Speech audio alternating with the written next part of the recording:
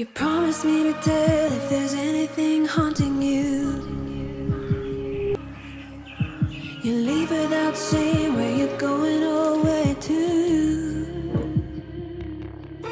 Yeah, I can never take away your story, our story now. I can never take away our story now. We've got too far to waste our story, it's our story now. Let's go.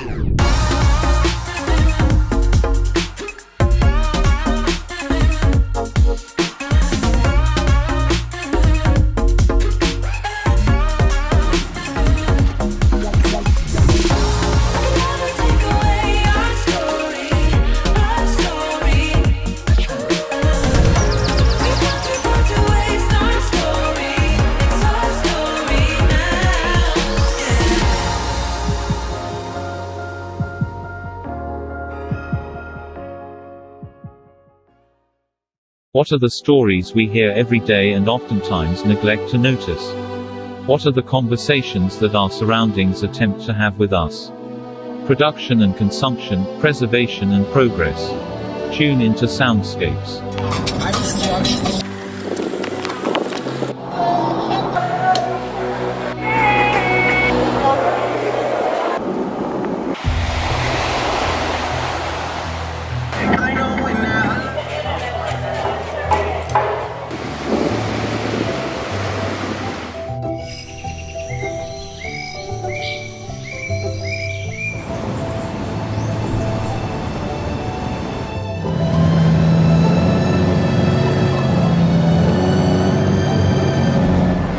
My own, I got that greedy.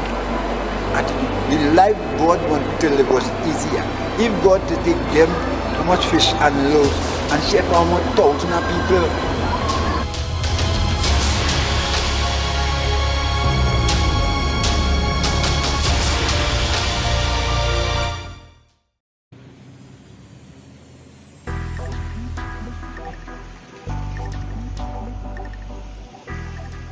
Just because things looking bad now,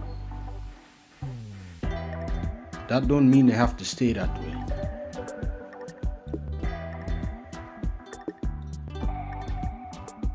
We can reclaim the affected environment. We here in TNT have so much we could do. Endless sun, wind and wave that can be converted to power.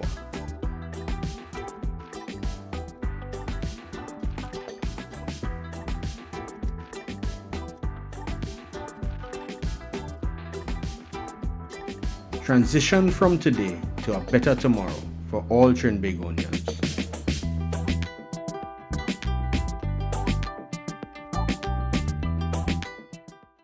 It's been 2 years since the pandemic. Home gardening and eating what you grow became the norm. Making a nutrient-rich substrate helped reduce my carbon footprint, saving money and reducing my wastage. Composting capitalism and nurturing my mind into freedom.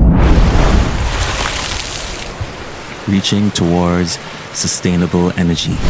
Rainy days give rise to new ideas. With the sun being so hot recently, utilizing solar energy on this project unlocks all of my creativity and resourcefulness. 1% of charge from solar energy means I have about 8 seconds to get one shot. It's inevitable that the current system of unchecked capitalism is going to end, and we are going to need something better to replace it. So I started with 1%.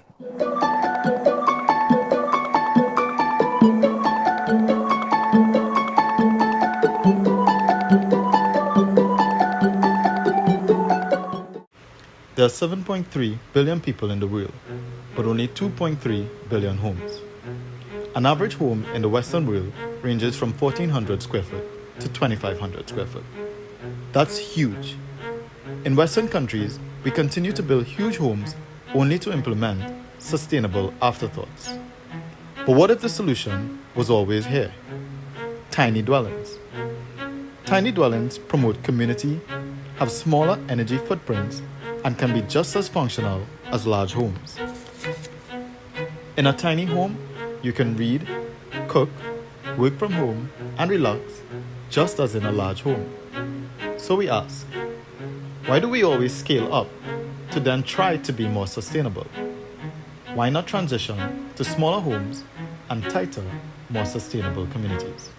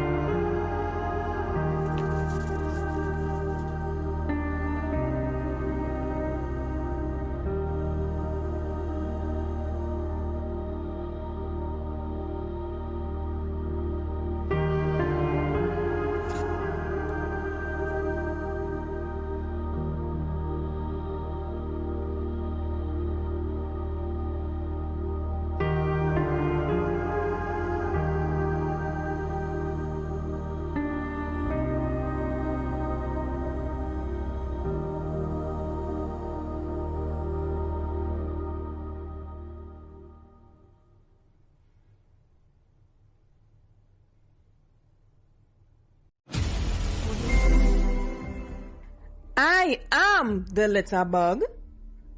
Instead of building facilities such as schools, healthcare, and proper housing, I prefer more factories so that I can get my brand name clothing on time.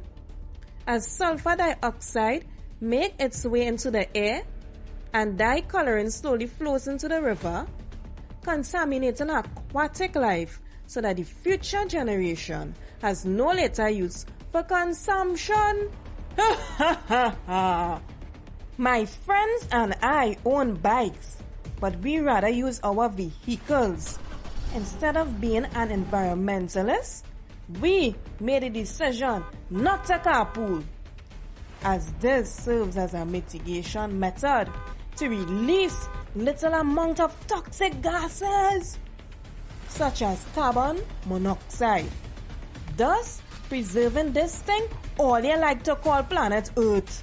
If you want to live in a world of transition, don't follow my toxic trait, because at the end of the day, I'm just an unscrupulous litter bug.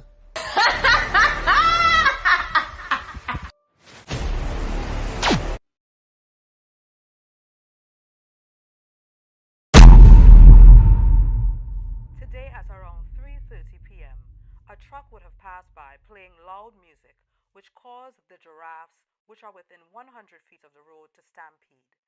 Zoo officials had to take emergency steps to calm them and bring the situation under control. Social media has responded by saying, hold them and walk them. We jamming still. The city could burn down. Effects of noise pollution causes hearing problems, psychological issues, physical problems such as headaches, high blood pressure, respiratory agitation, racing pulse, gastritis, colitis, and even heart attacks. This pollution also causes cognitive issues and behavioral changes that affects memory and dulls the mind.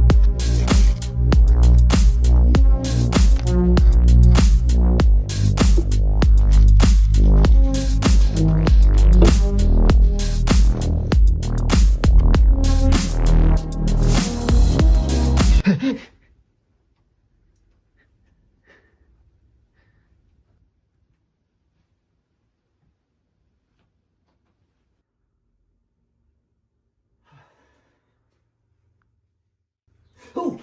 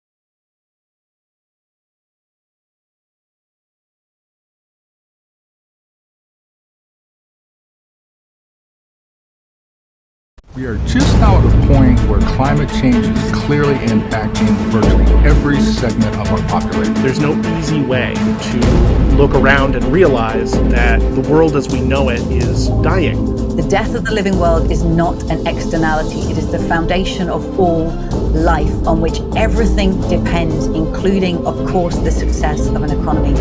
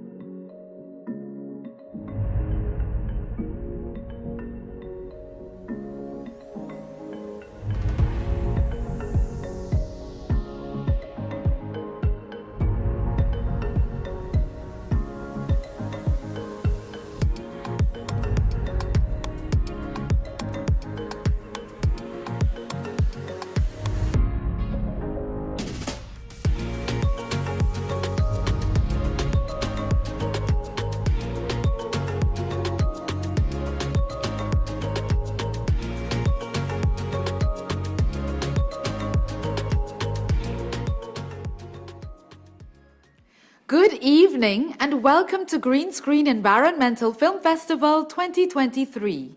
My name is Ardeen Serju. I'm your host and I'm excited to welcome you to this year's festival. Now in its 13th year, Green Screen is the only environmentally themed film festival in the Caribbean, using film as a powerful tool for raising consciousness on environmental and sustainability issues. The theme of this year's festival is Our Circle. More and more, the Earth is showing us how connected we all are. There's no denying that we depend on others for survival: plants, animals, the soil. Within our communities, organizations, and as individuals, we are also connected and dependent on each other in various ways. And the idea of cooperation is key in the mission to achieve the Sustainable Development Goals, also known as SDGs. The Very Short Shorts mobile film competition embraces stories of this amazing, never-ending circle of connection through film, with a focus on the following 3 SDGs. SDG 12, Responsible Consumption and Production. SDG 14, Life Below Water. SDG 15, Life on Land. We promise a festival packed with films and discussions, and hope that you take the opportunity to vote for your favorite entry in the Very Short Shorts mobile film competition. Voting will open tonight after the finalists premiere. This year's theme, Our Circle, asked filmmakers to highlight stories which tell the story of interconnectedness of nature, life, and systems on our planet. There are over 15 films in competition that have been reviewed by our jury, eligible for the following prizes and awards. 1. Overall Jury Award, open to all ages, presented by the National Gas Company of Trinidad and Tobago. 2. Youth Jury Award, open to ages 12 to 25 years, presented by Republic Bank. 3. The People's Choice Award, open to all ages, presented by Film TT. And 4. Special category, open to all ages, the Circular Economy, presented by the Cropper Foundation. Here to share some thoughts on the ongoing partnership between Green Screen and the NGC is NGC's head, Corporate Social Responsibility, Miles Lewis.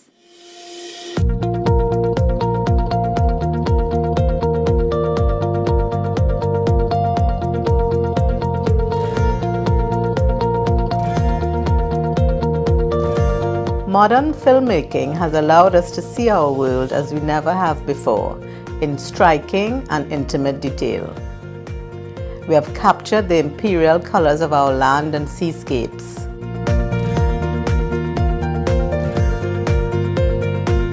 We have eavesdropped on the lives of industrious insects and majestic beasts. We have followed the odysseys of fish and birds and mammals searching for food. Then, of course, we have seen the invasion of plastic, the chimney smoke and the bleeding pipes, the floods and the fires. We have met the humans who depend, the humans who are in danger, and the humans who are fighting to protect. The more we see and learn of our planet, the more we appreciate what is at stake when we talk about sustainability. Environmental degradation is threatening ecosystems. Irresponsible production and consumption are straining our resources. We are warming our planet and changing our climate. We risk sacrificing our home and health on the altar of development and progress. But all is not lost. As long as there are people wanting and working to find solutions, there is hope. As long as the what's going wrong and the how can we help are being seen and heard, there is hope. As long as our filmmakers have a platform to show us where we are and where we could be, there is hope. The National Gas Company of Trinidad and Tobago Limited, NGC, is proud to partner with Sustain T&T to bring the Green Screen Environmental Film Festival to audiences across the region. Our hope is that the stories of these filmmakers remind us of our collective duty to our planet and inspire us to act in defense of our circle of life, our home and our future.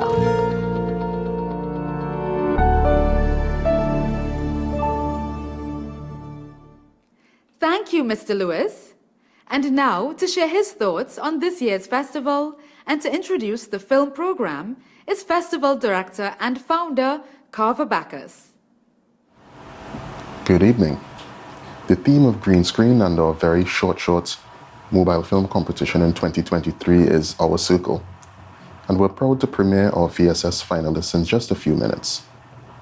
This year's theme resonates with me personally because now that we've reached the significant milestone of 13 editions of the festival, it is clear that Our Circle is what has ensured the continued growth and expansion of a little film festival that started with a very simple mission: find and screen films that will educate and excite audiences towards sustainability. The connected network of filmmakers, jury members, venues, festival team members, sponsors, contributors, collaborators, and well-wishers we've connected with over the years, they make up Our Circle. So yes, this theme certainly speaks to the many ways that life on our planet is connected, from the land to the sea and to the systems that drive our economies. But to us, our ever-expanding circle proves that seemingly small actions can create huge ripples. And of course, you, our audience, are at the heart of our circle, and we want to thank those of you who have been along with us for the ride over the last few years, and also thank you who might be completely new to the festival. We welcome you. I think that this year's circle of very short shorts filmmakers have come up with some really interesting takes on the theme, and I certainly don't envy this year's jury, who I know will have a tough task selecting winners in the various categories. But as you enjoy the films and vote for your favorite via our Facebook page over the next few days, I challenge you to reflect on what you can do to contribute to this ever-growing circle of like-minded people passionate about film and learning and sustainability.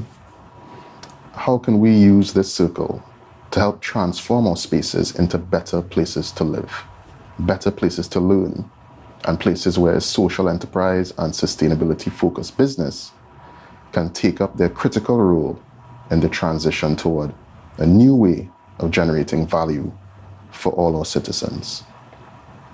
If everyone in our circle takes just a small step toward more consistently sustainable decisions that will impact, the impact will certainly be transformative. Thanks again for tuning in and joining our circle. Please enjoy the films.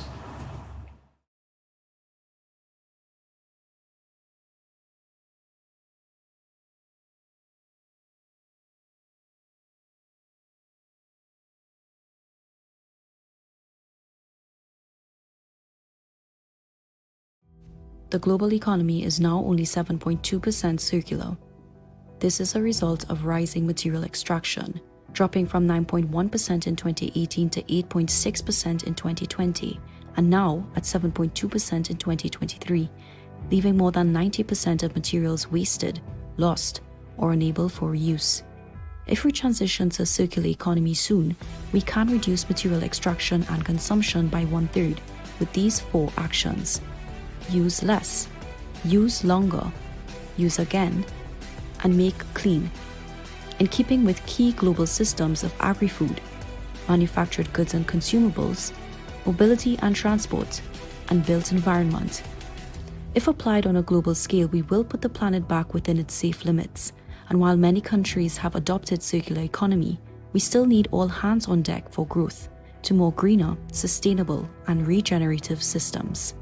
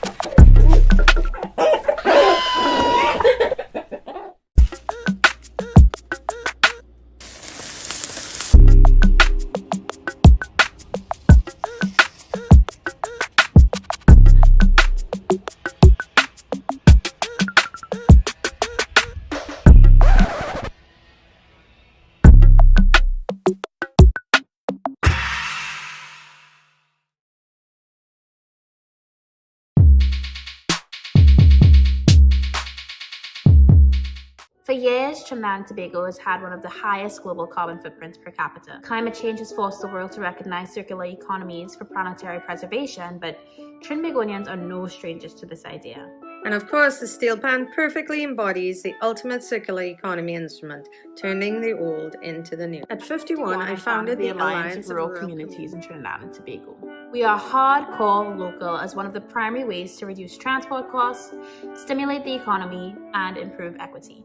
As a young adult, I often often think about the part I play in play improving our collective relationships with one another and with the natural world. I founded Made TNT to scale up our positive impact as young adults who are also citizens of the world. Sometimes action is difficult, but we hope to show that people are making a difference, both locally and regionally. It's much easier to do this in the company of others instead of in isolation. Together, we can make sure that ideas that already exist continue to evolve into something new.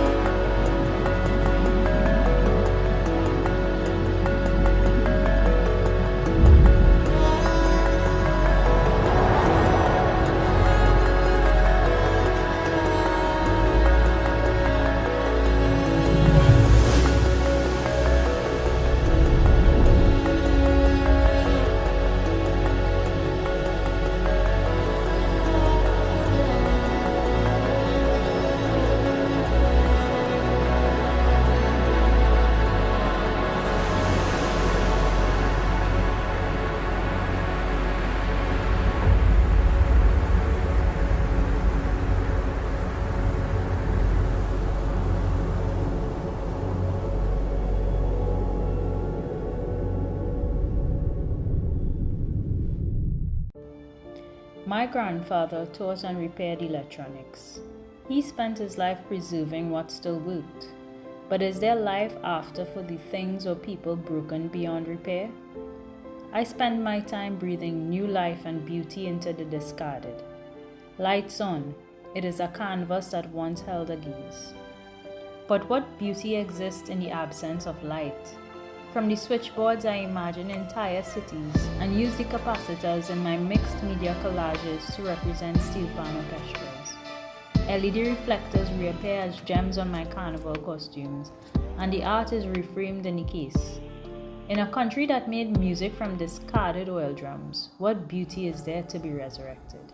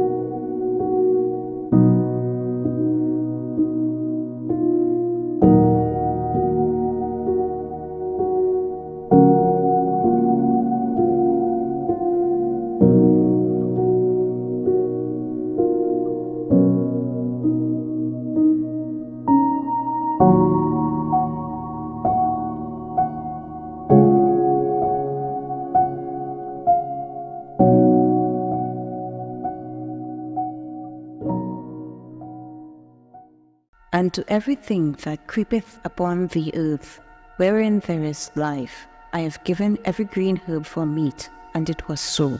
Why are you doing this? The first life God created were the trees and the plants. Forest.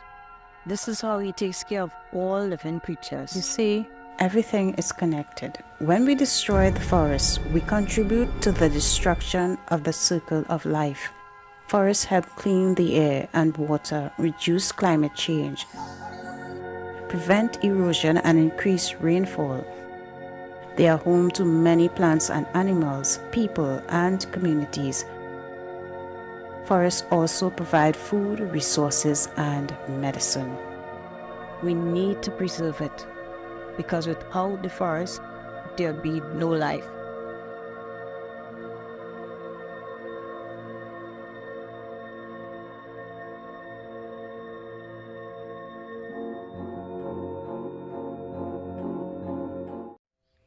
Earth, the beauty in its natural resources, giving and giving, simply asking for functioning cycles of life.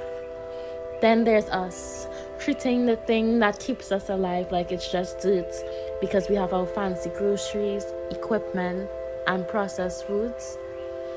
Why are we distancing ourselves from nature?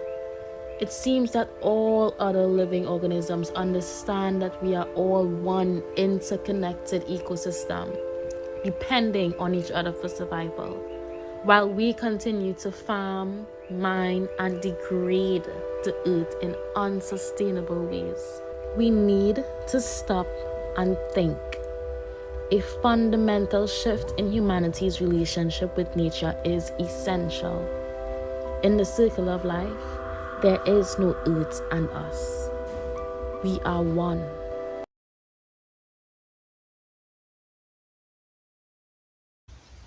Our circle.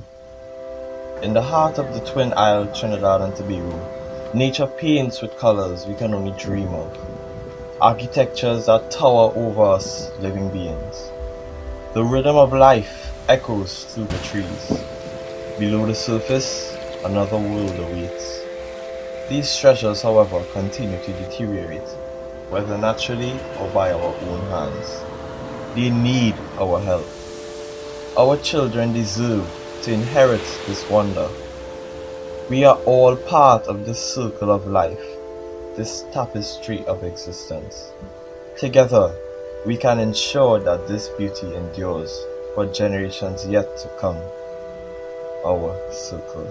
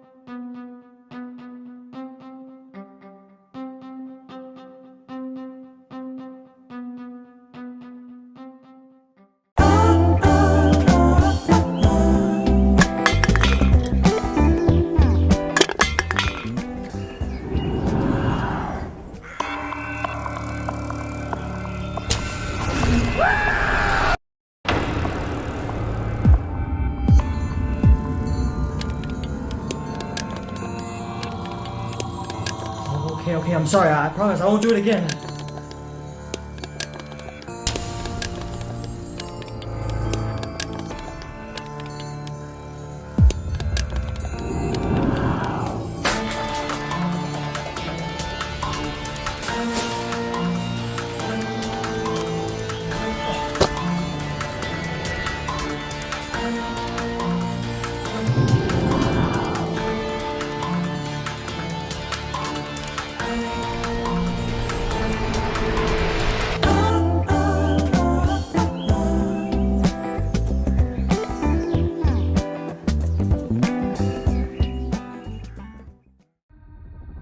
In a universe filled with trillions of planets, only one is known to harbor life in abundance. From the lush green forests on land to the deep unknown of the ocean, life finds a way. Our very existence is a testament to this. Yet, whilst we bask in its glory, we also fail to appreciate and protect it, and use its resources beyond its ability to produce. And now, this very said world that gave us life, we are taking its own. It's time to make a change. Now, more than ever before, we must save our home.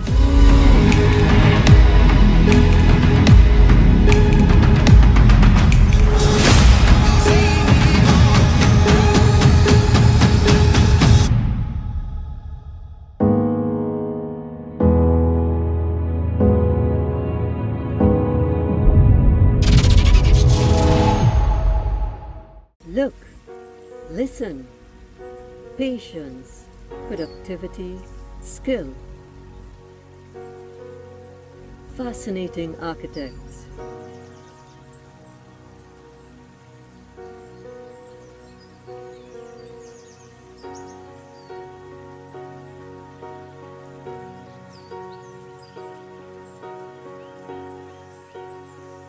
Dependable pollinators.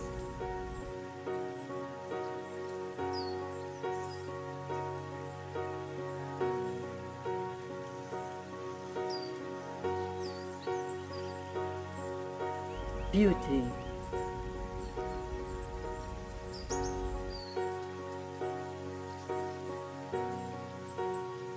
Artists, we can excel. If they can survive naturally, so can we.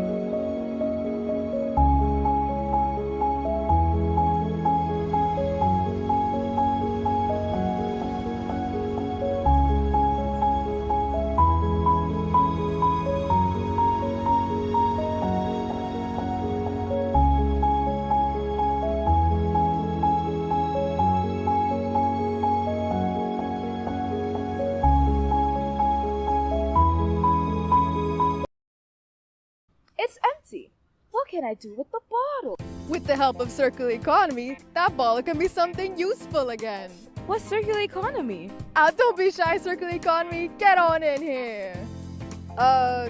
Circular economy just being a bit circular right now. Isn't that great? Don't you want to be like that guy? Not really. Sure you do. Here's why. When companies design their business model around circular economy, they create a product that doesn't end up in the dump.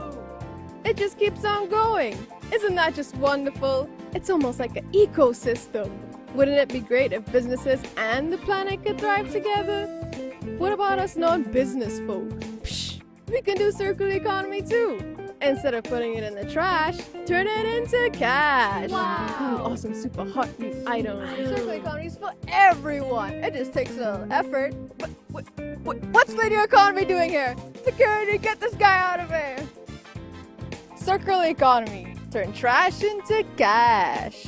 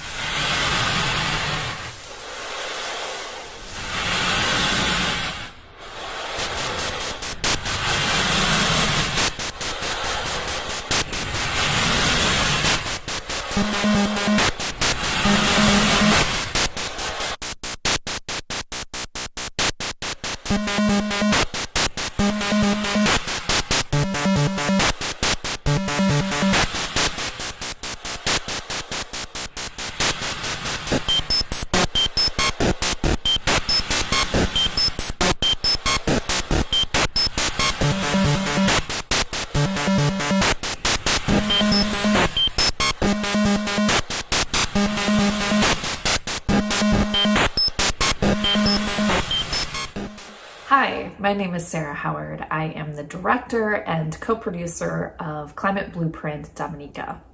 First, I want to just say thank you to the Green Screen Environmental Film Festival for showcasing the story about a Caribbean island. So this film is really about the island of Dominica's ambition to be the most climate resilient nation in the world. And what inspires me about this story is that it's a whole of society, whole of government approach to adaptation. And we really need to see this kind of alignment in countries across the globe. And this island is leading the way. So this film is meant to be short so that it kicks off a conversation about resilience and adaptation, or encourages viewers to go do more follow-up research themselves, which you can do on our website, climate-blueprint.com.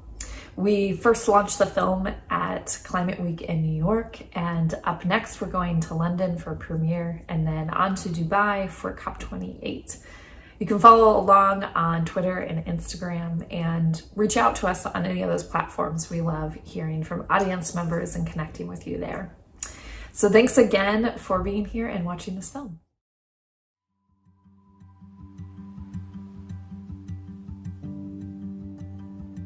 I come to you straight from the front line of the war on climate change. With physical and emotional difficulty, I have left my bleeding nation to be with you here today, because these are the moments for which the United Nations exists. We as a country and as a region did not start this war against nature. We did not provoke it. The war has come to us. We are in shock, but we will rise, because Dominican people are strong, because Caribbean people are resilient.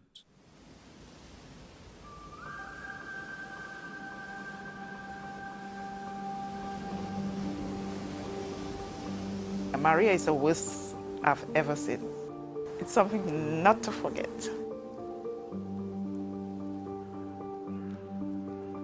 We were in town that morning, and then we heard there was this storm coming in. Everybody went shopping and make sure we have drinking water, enough food to sustain that hurricane. Making sure we have everything inside, put in our animals and make sure everything is stable. 8 o'clock, 9 o'clock, the hurricane arrived in our area. We heard a whistling sound. I was in my basement and I was hearing like trees falling. The houses were all flying away. Like there was this do-do-do-do, the ground, it shook like an earthquake. Next morning, my God, no houses. All the houses were gone. At one point in time, I said to myself, what are we going to do?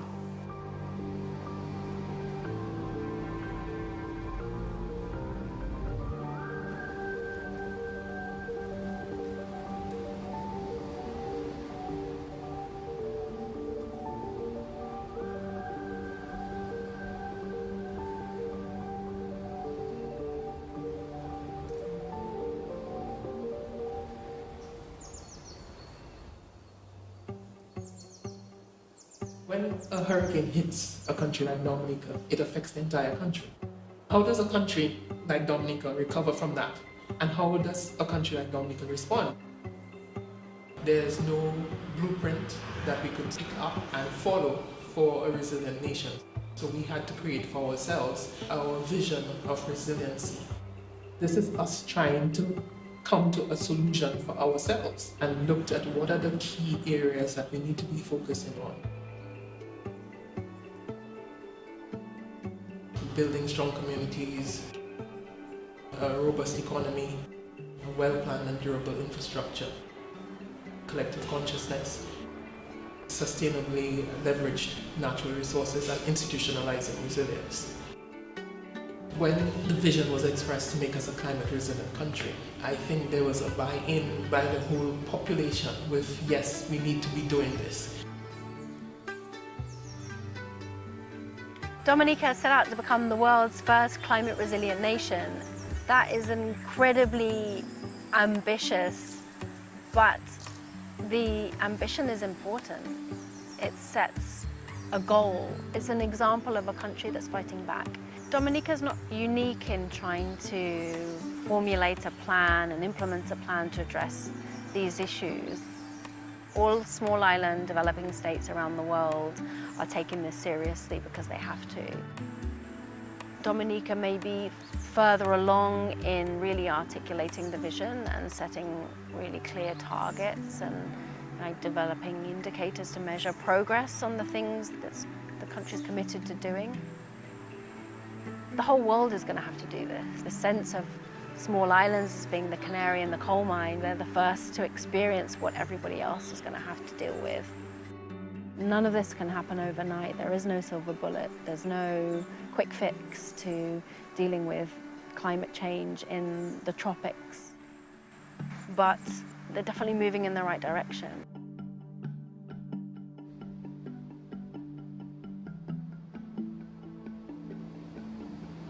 We are the niche island in the Caribbean.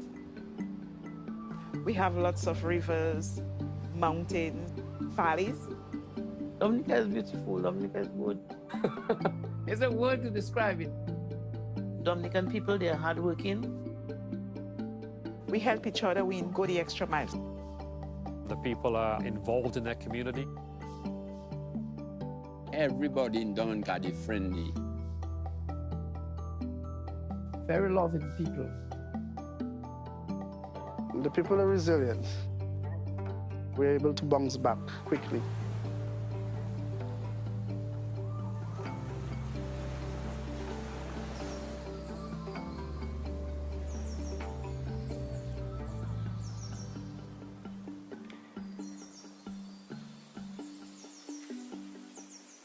About 500 years ago, we the Kalinago people lived in the entire Caribbean.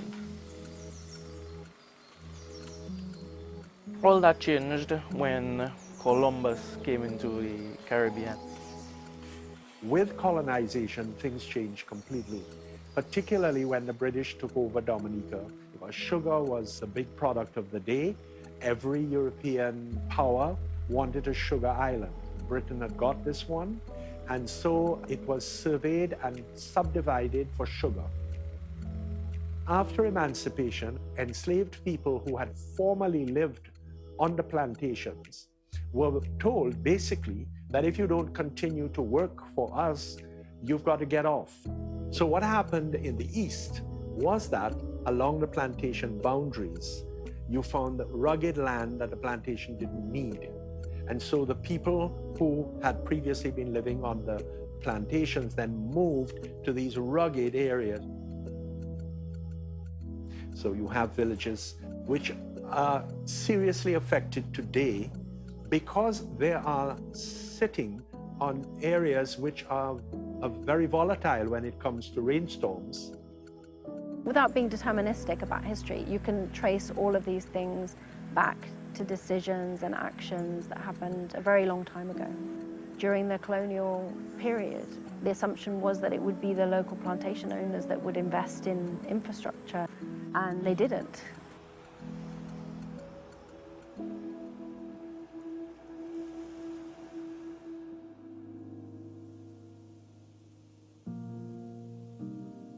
An important part of the work that CREED has been doing is looking at how we can institutionalize resilience, ensuring that government's agenda is fully aligned with the climate resilience plan so that you have a country that can better weather climate-related disasters and other disasters and be able to bounce back or bounce forward much better.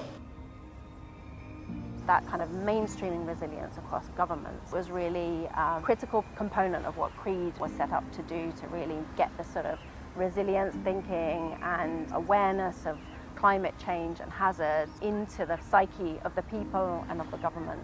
And they're going to need to make sure that everything they do is measured and link it back to projects, that there's really understanding of resilience, what it means, how to measure progress on it, and supporting government as well in understanding better what they're doing to contribute to the resilience goal of the country. It can't be just like one agency or one government department or one initiative that addresses all of that, because it's about everything. It's about agriculture, it's about housing, it's about roads, and in Dominica, critically, bridges, where things are located in relation to slopes, in relation to rivers, in relation to the sea. It's about education and people growing up understanding that and wanting to kind of participate in this kind of transformational vision. You can see that it really involves sort of everybody.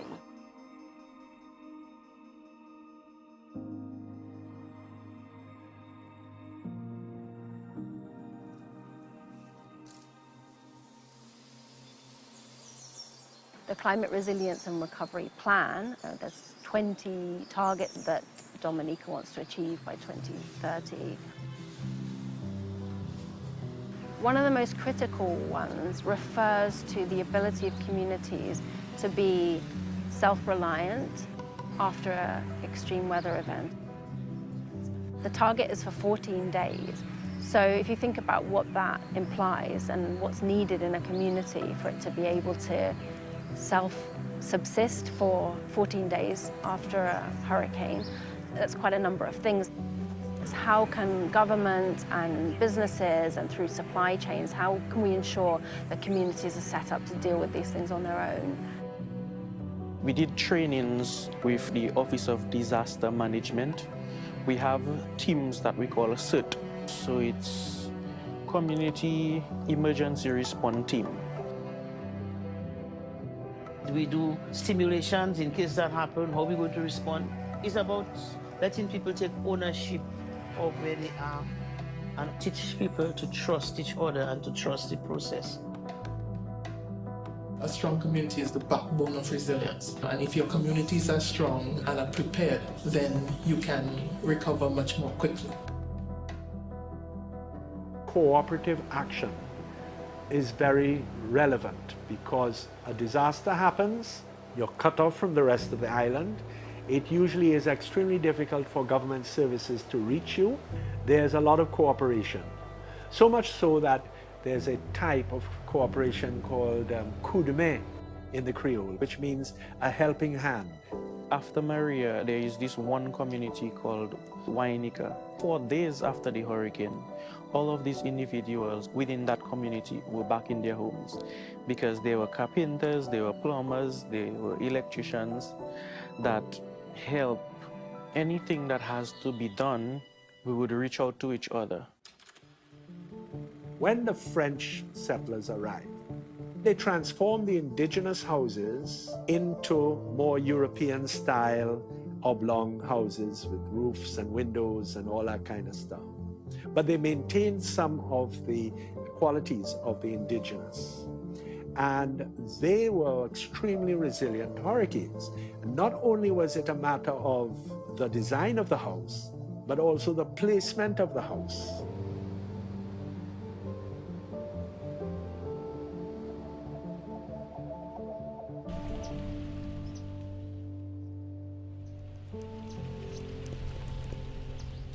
A number of them have been there for 200 and something, 250 years, and they've withstood hurricanes for that length of time. But then in the 1950s, we sacrificed all of that. There was this fixation about copying the United States. We brought in a whole set of imported stuff, prefabricated glass windows. There were never glass windows before. You need houses that are well ventilated, that adapt to the northeast trade winds that constantly come from the east. And yet at the same time, within a short period of time, I'm talking about minutes, can be shut up and be secure. This is the classic Dominica Tikai. You have got a bonnet roof, or what they call a half hip. Across there, you peg it all in. It holds that end of the roof together. It prevents the roof from being ripped off. A flat roof takes off more quickly and easily than if you have a steeper roof which is well braced and framed, you know. So all of these elements are important when you're considering resilience.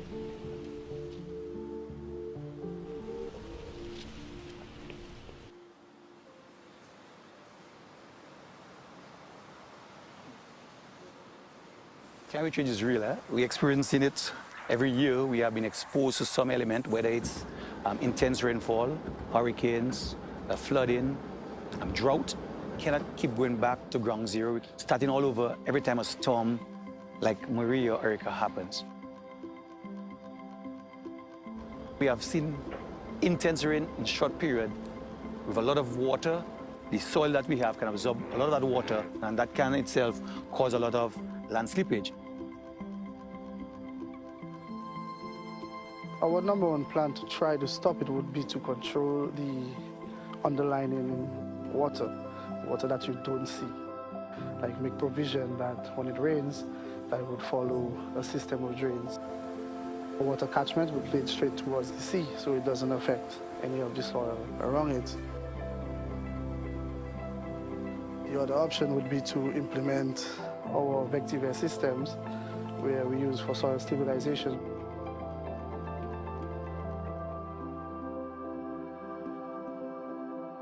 So if you notice on this plot of land, the farmer has a step drain that will reduce the speed at which the water will run off the slope, as well as there are some contour drains to cut back on the water that will be going down the slope. So there are so many things that you would put in place, and that's to do with the intense rain. We have to go back to what we used to do before, because in the past, farmers used green solutions as part of their sustainable practice on their farm. We're brilliant minds, and we have some good people, behind these said projects. So I believe if we put our mind to it and, we actually challenge it back.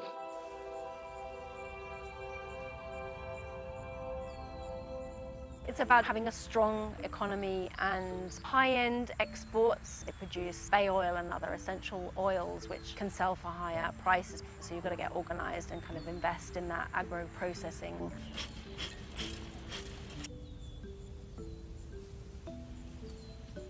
So it's not just about diversification, it's about specialisation.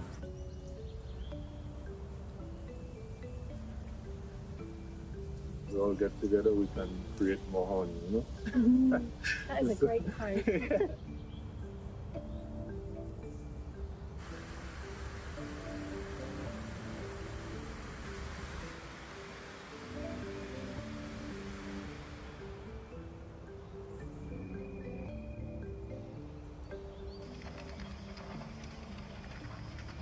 Dominica is a volcanic country. We have significant geothermal resources, and this is an area that we are pursuing for development because we think that this can spur our green industrialization. We believe that we have sufficient resources that would allow us to be able to build a plant that can provide green hydrogen that can be made available for export to other countries. And of course, there are spin-off businesses that can come as utilizing the byproducts. That creates a huge opportunity for our people to transform our economy.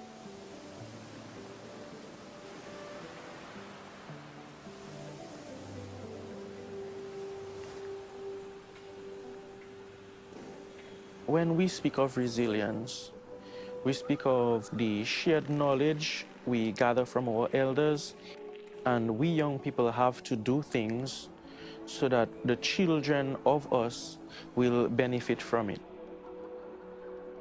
People think about strong walls and strong houses, but strong people, strong children, strong homes, all of that matter. So resilience is let every day be better than the day before, because something yesterday made you stronger for today. Learning through your tribulations so that you might be a strength to somebody who might go through something similar. And if you could make it, I can make it too. So walk with me for a little while. That's it, not just for yourself, but for others.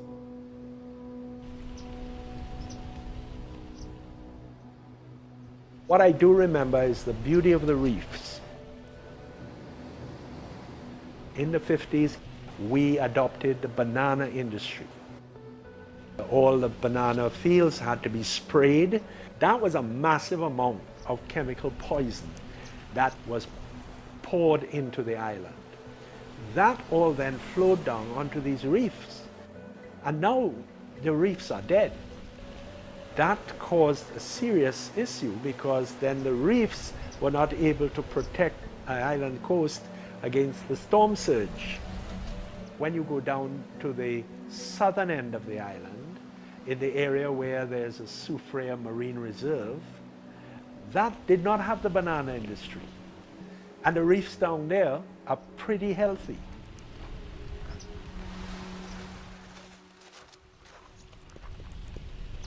Here at Nature Island Diving, we've sort of changed our business model a little bit, where our dive masters are actually utilizing that time that we have during dives with tourists to actually do a conservation project.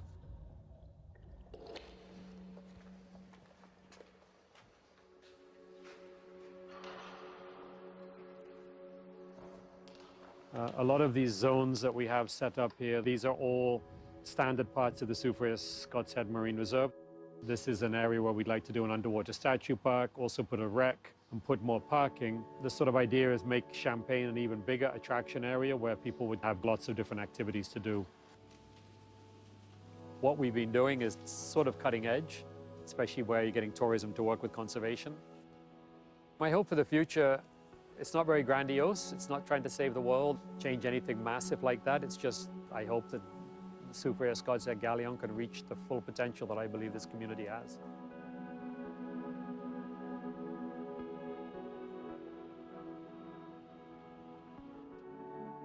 Dominica has not sat back and said, you know, we're vulnerable, we're a victim. We have developed a solution for ourselves. If Dominica can show that it is a good example for others to follow, so that all of us can become more resilient, all of us can reduce the impact of these disasters on our countries. There are opportunities available for the world to participate in the transformational vision of a small country seeking to become a climate resilient country. And one is in relation to the accessibility of climate finance. It's very difficult for small states to access because the procedures that are in place are quite onerous and take a lot of time.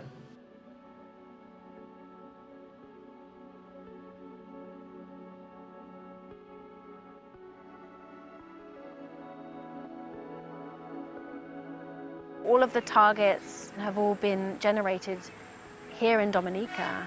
It wasn't written by external consultants. So for donors and for development partners, this should be seen as an opportunity, somewhere where they can support that vision because it already exists. It's really a partnership. This is not a favor, or it's not a question of charity, that there is a real moral and economic imperative. All of the benefits that the UK reaped from industrializing, developing, extracting natural resources from countries like Dominica have in some way contributed to climate change. There's a kind of double responsibility for helping to support Dominica in its resilience journey. These are questions of climate justice. The message is we're already doing a lot, and people are investing their own resources in building resilience. And that needs to be supported. There's enough kind of collective knowledge of what needs to be done to get on with it.